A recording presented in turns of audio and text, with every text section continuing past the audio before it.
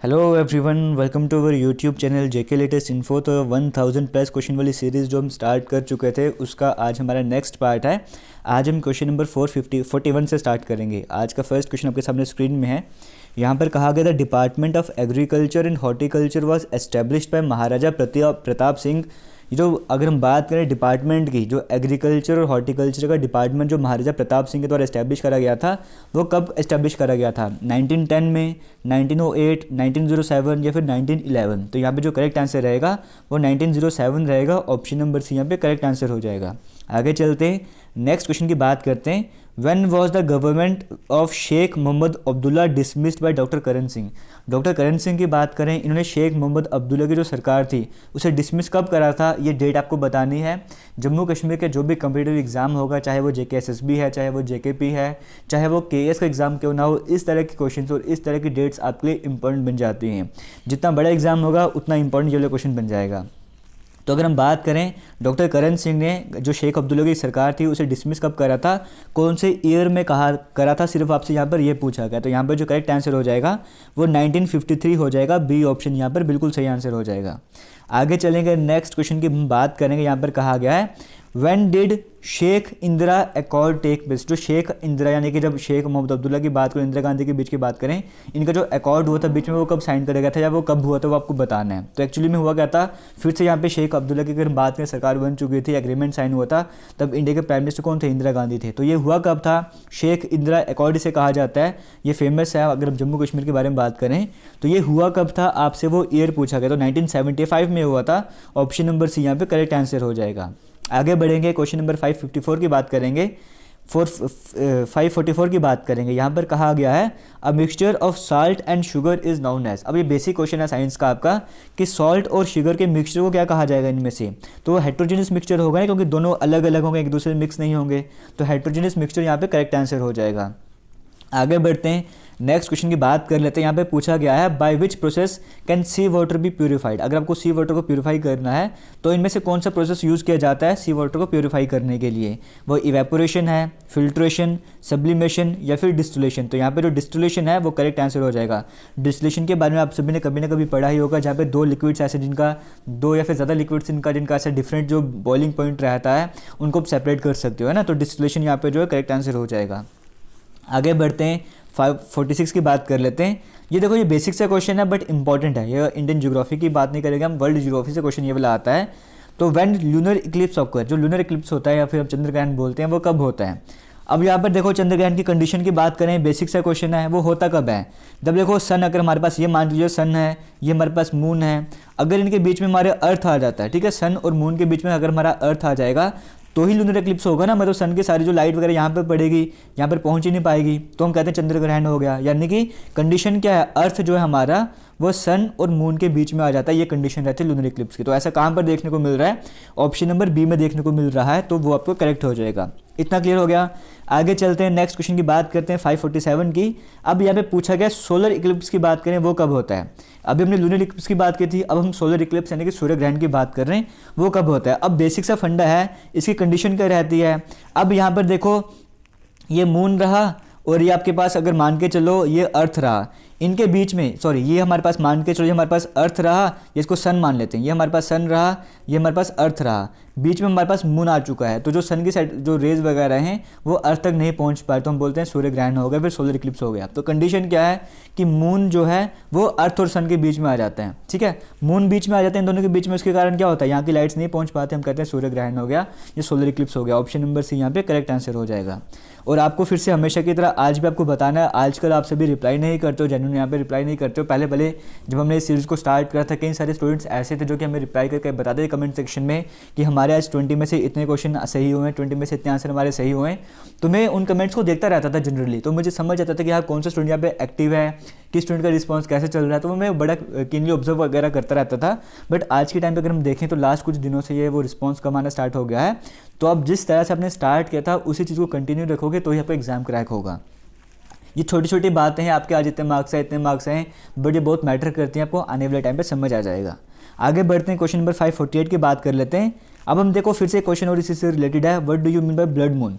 Blood moon से आपको क्या मतलब है, ब्लड मून का मतलब क्या है, वो आपसे वो सिंपली यहाँ पे वो पूछा गया है। ब्लड मून हम किसे कहते हैं? जब टोटल लूनर इक्लिप्स होता है ना, डीप रेड ग्लो, वहाँ पे रेड पूरी तरह से रेड ग्लो करना स्टार्ट हो जाता है, टोटल लूनर इक्लिप्स की कंडीशन रहती है, उसे ब्लड मून कहा जाता है। ऑप्शन नंबर सी यहाँ पे करेक्ट हो जाएगा। आगे चलते हैं 549 की बात कर लेते हैं। A virus can spread through. अब ऐसा क्वेश्चन इंपॉर्टेंट क्यों बन जाता है तो बेसिक क्वेश्चन साइंस का, बट इसलिए बन जाता है क्योंकि कोविड का टाइम है ना, कोविड कोरोना वायरस की हम बात करते हैं तो वायरस से रिलेटेड क्वेश्चन आ गया है। तो वायरस जो है वो कैसे स्प्रेड हो सकता है, कंटेमिनेटेड फूड या फिर वाटर से स्प्रेड हो सकता है, या टच करने से, कफिंग से, या फिर इनमें से सभी की सभी कंडीशन से हो सकता है। तो D option all of the above, सभी कंडीशन जो उनसे वायरस स्प्रेड हो सकता है, तो ऑप्शन नंबर डी यहाँ पे करेक्ट हो जाएगा। आगे बढ़ेंगे 550 क्वेश्चन की बात करते हैं। सेमीकंडक्टर्स की बात करें, वो क्या बनाने के लिए यूज़ करे जाते हैं, इनमें से क्या चीज़ बनाने के लिए सेमीकंडक्टर्स को यूज़ करा जाता है। तो सोलर सेल्स की बात करें, सोलर एप्लीकेशंस की बात करें, वहाँ पे आप जनरली देखते हो सोलर सेमीकंडक्टर्स को ही यूज़ करा जाता है। जब भी आप सेमीकंडक्टर्स के बारे में पढ़ते हो, वहाँ पे सोलर अप्लायंसेस जो आप उनके बारे में पढ़ते हो ना, तो सेमीकंडक्टर्स कहाँ पे काम आते हैं, सोलर सेल्स को बनाने में काम आते हैं, वहाँ पे मटेरियल यूज़ होता है इनका। ऑप्शन नंबर ए यहाँ पर जो करेक्ट हो जाएगा। क्या आप कमेंट सेक्शन में सेमीकंडक्टर का नाम बता सकते हो, किन्हीं 2 सेमीकंडक्टर का नाम बता सकते हो, क्योंकि आपके एग्जाम में क्वेश्चन आ सकता है कि ये किसके एग्जाम्पल है, फिर सेमीकंडक्टर की एग्जाम्पल कौन सी है वो भी आपको पता होना चाहिए। अगर नहीं पता, रिसर्च वर्क करो, नेट में जाओ, सर्च करो और फिर कमेंट करो, बट करना ज़रूर। आगे चलते हैं, इनमें से कौन सा न्यूज़पेपर ऐसा है जो एनी बेसेंट के द्वारा स्टार्ट करा गया था, तो वो न्यू इंडिया है। ऑप्शन नंबर डी यहाँ पे करेक्ट आंसर हो जाएगा। ठीक है, न्यू इंडिया न्यूज़पेपर ऐसा जो एनी बेसेंट के द्वारा स्टार्ट करा गया था। एक्चुअली में न्यूज़पेपर कोई और था, कोई और परचेज करा तो उसका नाम बाद में चेंज करके न्यू इंडिया कर दिया था, तो ऑप्शन नंबर डी यहाँ पे करेक्ट आंसर हो जाएगा। आगे बढ़ेंगे, नेक्स्ट क्वेश्चन की हम बात करते हैं। यहाँ पर कहा गया है Rabindranath Tagore got knighthood in the year. हम जब पढ़ते हैं जलियांवाला बाग हत्याकांड के बारे में, तब रविंद्रनाथ टैगोर की बात करें, इन्होंने अपना नाइटहुड जो है वो वापस उठा दिया था ना, जलियांवाला बाग 1919 का जो इंसिडेंट होता है उसके बाद। बट इनको ये नाइटहुड का जो अवार्ड है या टाइटल आप बोल सकते हो, मिला कब था, वो ईयर आपसे यहाँ पे पूछा गया है। ठीक है, तो वो आपको बताना, तो यहाँ पे करेक्ट आंसर 1915 हो जाएगा। ऑप्शन नंबर बी यहाँ पे बिल्कुल सही आंसर हो जाएगा। आगे बढ़ते हैं, क्वेश्चन नंबर 553 की बात कर लेते हैं। National anthem of India Jana Gana मन की बात करें, पहली बार कब ये गाया गया था, कौन से सेशन में गाया गया था, या फिर आप कह लो कि कहाँ पर गाया गया था, या ईयर आपसे पूछा गया है। तो यहाँ पे जो करेक्ट आंसर हो जाएगा कलकत्ता हो जाएगा, 1911 हो जाएगा। ऑप्शन नंबर ए बिल्कुल सही आंसर हो जाएगा। आगे बढ़ेंगे, नेक्स्ट क्वेश्चन की हम बात करेंगे। कहा गया Nana Sahib lead the revolutionaries. अब ये जब हमने इंडियन हिस्ट्री के बारे में पढ़ा था, वहाँ पे आपको ट्रिक्स की हेल्प से बताया था मैंने कि कौन से रिवॉल्यूशनरीज कहाँ पर थे। ठीक है, अगर अपने वीडियोस नहीं देखी आप हमारे चैनल की प्लेलिस्ट में जा सकते हो। Indian history, Jammu Kashmir history, Indian geography, Jammu Kashmir geography, reasoning, math, सभी प्लेलिस्ट मिलेंगी, आप वहाँ पे जाके वीडियोस देख सकते हो। नाना साहिब की बात करें, 1857 को जो रिवॉल्ट हुआ था वो कौन सी प्लेस से लीड कर रहे थे, यहाँ पर आपको वो चीज़ बतानी है। तो ग्वालियर से लीड कर रहे थे, मेरठ से, कानपुर से, या फिर लखनऊ से। तो यहाँ पे जो करेक्ट आंसर हो जाएगा वो ऑप्शन नंबर यहाँ पे बी नहीं, ऑप्शन नंबर सी हो जाएगा। कानपुर यहाँ पर जो है वो बिल्कुल सही आंसर हो जाएगा। ठीक है, आगे बढ़ते हैं, नेक्स्ट क्वेश्चन की बात करते हैं। In which year first round table conference on Kashmir was held in New Delhi. पहली बार कब हुआ था कि जो पहली राउंड टेबल कॉन्फ्रेंस करी गई थी कश्मीर को लेकर, पहली जो राउंड टेबल कॉन्फ्रेंस करी गई थी न्यू दिल्ली में हुई थी, वो कौन से साल में करी गई थी, वो आपको बताना है। 2002 में, 2004 में, 2005 में, या फिर 2006 में। तो यहाँ पे जो करेक्ट आंसर हो जाएगा वो ऑप्शन नंबर डी हो जाएगा, 2006 यहाँ पे बिल्कुल सही आंसर हो जाएगा। आगे चलते हैं, नेक्स्ट क्वेश्चन की बात करते हैं। कहा गया है आगरा की बात करें, lies on the bank of which river. Agra कौन सी नदी के किनारे आता है या कौन सी नदी के बैंक पे ये आता है, आपको वो बताना। तो यमुना रिवर जो है ऑप्शन नंबर डी यहाँ पे बिल्कुल सही आंसर हो जाएगा।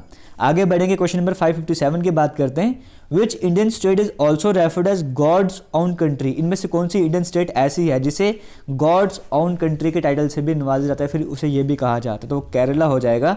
ऑप्शन नंबर सी यहाँ पे आपका बिल्कुल सही आंसर हो जाएगा। आगे बढ़ेंगे, नेक्स्ट क्वेश्चन की बात करेंगे यहाँ पर।